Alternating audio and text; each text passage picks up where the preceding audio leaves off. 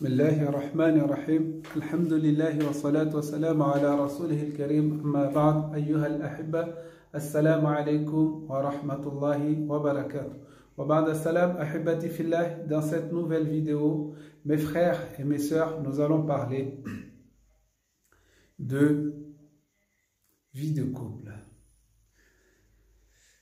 On a deux sujets, la vie de couple et la polygamie. La vie de couple dans la polygamie aussi, on peut le dire. Alors, je vais parler des deux. La vie de couple, quelques conseils ou quelques remarques dans la vie de couple. Aujourd'hui, de nos jours, on voit la vie de couple autrement que ce qui a été à l'époque du prophète sallallahu alayhi wa sallam. On a deux sortes, des gens qui sont trop à l'extrémiste et il y a des gens qui sont trop laxistes. Deux personnes différentes, deux excès, trop laxistes et trop extrémistes. Dans notre vie, on est comme ça. Alors, on parle de ceux qui sont trop laxistes. Trop laxistes, ils vont s'amuser, mais à fond. Ils vont amener leurs épouses, leur famille en boîte de nuit, par exemple. Ils vont jouer. Ils sont musulmans, mais ils font des choses à l'extrême. Il y a ceux qui font des choses, ils le font avec extrême aussi, mais trop dur, là dans la dureté. Je suis musulman, ma femme ne doit pas sortir dehors, les autres personnes n'ont pas le droit de voir son visage. Donc, je ne joue pas avec elle, je ne l'amène pas à la plage, je ne fais pas de grillade en plein air avec elle, je ne l'amène pas sortir. Par contre, moi, j'ai le droit de sortir avec les amis. Je pars là où je vais. Je fais ce que j'ai envie de faire. Mais elle, non. Elle doit rester à la maison. Elle doit garder les enfants. Les femmes à la maison pour garder les enfants. Le prophète sallallahu alayhi wa sallam, qui est notre exemple, lui, il était modéré. Il était au juste milieu. Le prophète sallallahu alayhi wa sallam, l'homme que Allah subhanahu wa ta'ala nous a dit dans le Coran que si nous croyons en Allah et au jour de la résurrection, si nous espérons en Allah et au jour de la résurrection, alors qu'est-ce qu'il dit? Vous avez en lui, vous avez en cet homme, qu'est-ce que vous avez en lui? Un exemple à suivre, en ce messager de Dieu. Je ne dis pas le verset comme il a été écrit dans le Coran, mais vous avez en lui un exemple à suivre. Le messager de Dieu, sallallahu alayhi wa sallam, était comment avec ses épouses? Il était comment? Je vais vous donner quelques extraits, quelques exemples dans la vie du prophète, sallallahu alayhi wa sallam. Une fois, le prophète sallallahu alayhi wa sallam est sorti d'une expédition. Aïcha, qui était son épouse, qui était encore jeune, elle jouait avec ses poupées. Et quand le prophète sallallahu alayhi wa sallam est arrivé, qu'est-ce qu'il a fait? Il a dit quoi? Aïcha, qu'est-ce qu'elle a fait, Aïcha? Elle a caché ses jouets derrière un rideau. Alors, le messager de Dieu, sallallahu alayhi wa sallam, a vu cela. Alors, il a demandé à Aïcha, qu'est-ce que tu caches derrière? Elle a dit, ce sont mes jouets, mes poupées. Montre-moi. Il a regardé, le prophète, sallallahu alayhi wa sallam, a regardé. Il a dit, et c'est quoi qui est au milieu? Il a dit, c'est un cheval. Et qu'est-ce qu'il y a sur ce cheval-là? Il a dit, des ailes. Alors le messager de Dieu sallallahu alayhi wa sallam a dit, un cheval avec deux ailes. Il a dit, oui, tu ne savais pas que Sulayman avait un cheval avec deux ailes? Alors là, le prophète sallallahu alayhi wa sallam, il a ri jusqu'à ce qu'on a vu ses molaires. Ça, c'est le messager de Dieu, sallallahu alayhi wa sallam. Lui, notre exemple, il faisait des courses avec son épouse, Aïcha, radiallahu ta'ala anha, 2 fois. On sait, ce qu'on sait, c'est qu'il a fait 2 fois. Première fois, Aïcha était encore plus jeune, le prophète aussi. Ils ont fait une course et Aïcha avait gagné. Deuxième fois, le prophète sallallahu alayhi wa sallam, Aïcha avait déjà pris un peu de ventre. Alors, ils ont fait la course et c'est le prophète sallallahu alayhi wa sallam qui avait gagné. Et là, le prophète sallallahu alayhi wa sallam a dit, ça c'est la revanche du première fois. La revanche pour la première fois.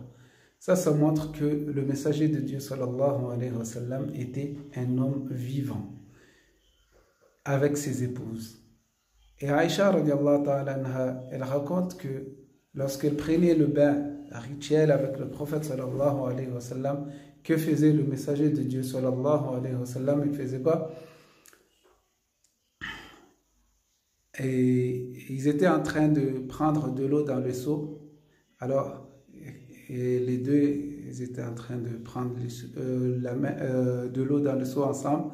Alors, les mains se croisaient. Les 2 mains se croisaient. Et elle disait, laisse pour moi. Le prophète sallallahu alayhi wa sallam disait pareil, laisse pour moi, laisse pour moi. Et ils s'amusaient comme ça. Ça, c'est juste un exemple pour dire que on peut être vivant aussi. On peut être vivant aussi. Lorsqu'on voit un alim qui sort avec sa famille pour aller faire grillade ou aller à la plage, on dit qu'il n'a que ça dans la tête. Il n'a que ça dans la tête. Si c'était le messager de Dieu, sallallahu alayhi wa sallam, on aurait dit ça, qu'il n'a pas le souci de la religion. Mais si, il a le souci de la religion. Mais la religion ne nous empêche pas de jouer. Après, je vais parler pour les étudiants. Lorsque vous êtes étudiant de dîn, passez votre temps pour étudier, c'est vrai. Mais lorsque vous êtes marié, prenez aussi du temps avec la famille. Pendant les études et après les études aussi. Sortez avec la famille. Ce n'est pas tout le temps cahier. Sortez avec la famille, amenez-les s'amuser un instant, un peu. Pour voir la vie à l'extérieur. Pour voir c'est quoi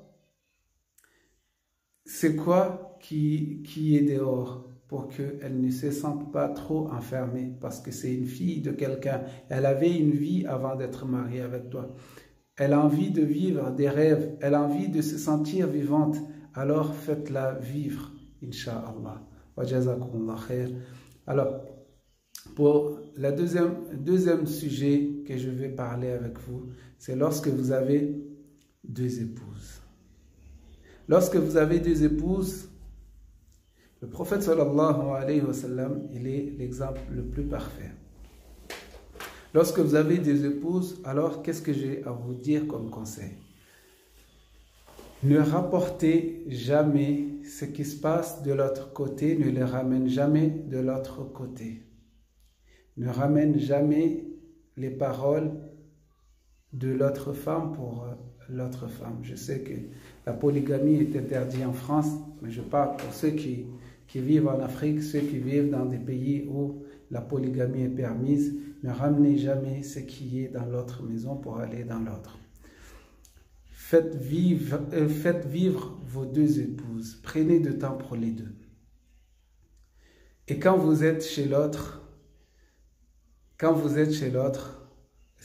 c'est nuit, alors n'oubliez pas que si vous avez fixé 2 jours ou 3 jours ou une journée, n'oubliez pas que vous avez une autre femme. Passez du temps, passez chez elle, comme a été le messager de Dieu, sallallahu alayhi wa sallam. Il avait des moments où il visitait toutes ces femmes. Après la salat al-asr, il faisait le tour de toutes ces femmes pour voir comment elles se comportent, comment elles sont. Et on connaît l'histoire du miel du prophète sallallahu alayhi wa sallam, que le prophète sallallahu alayhi wa sallam, à chaque fois qu'elle passait chez ses épouses, alors il y a une qui disait que tu pues, et peut-être que c'est le miel que tu as mangé chez une telle, ainsi de suite. Et là, le prophète sallallahu alayhi wa sallam voulait s'interdire de manger de miel. Alors, qu'est-ce que j'ai à vous dire encore sur cela?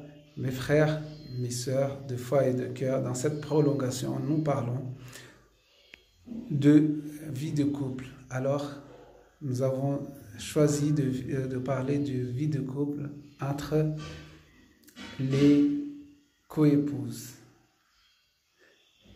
Les coépouses sont des femmes jalouses. Elles sont très très jalouses. Comme on peut remarquer à l'époque du prophète sallallahu alayhi wa sallam, vous savez, lorsque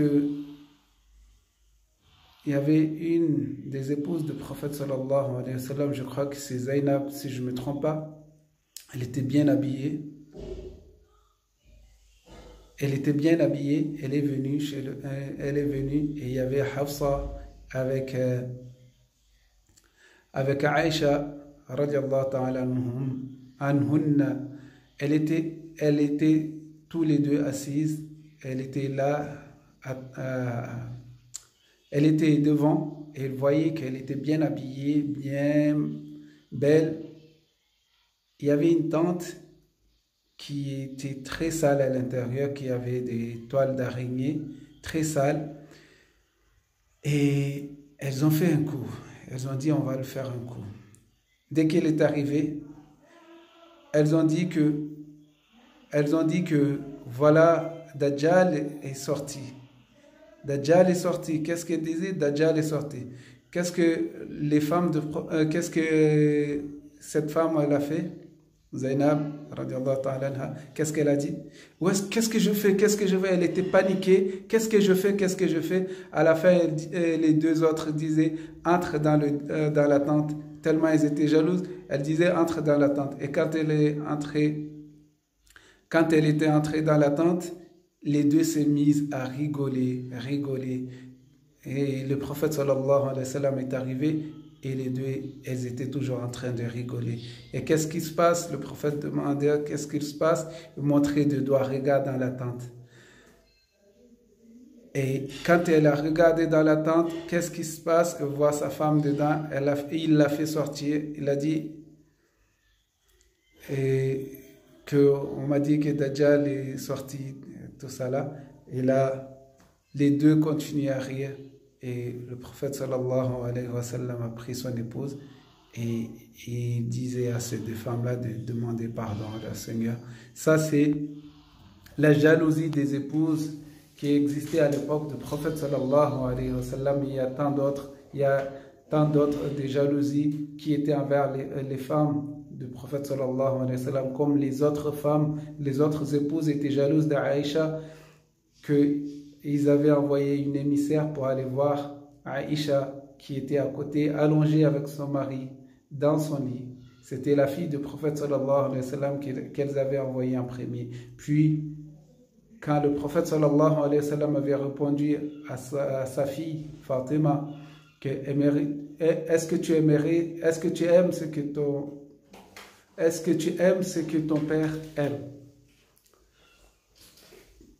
Alors, elle s'est tuée, elle a compris qu'il n'y a pas de solution sur ce que les épouses du prophète sallallahu alayhi wa sallam demandaient, parce qu'elle demandait l'équité, être équitable envers tous ses épouses.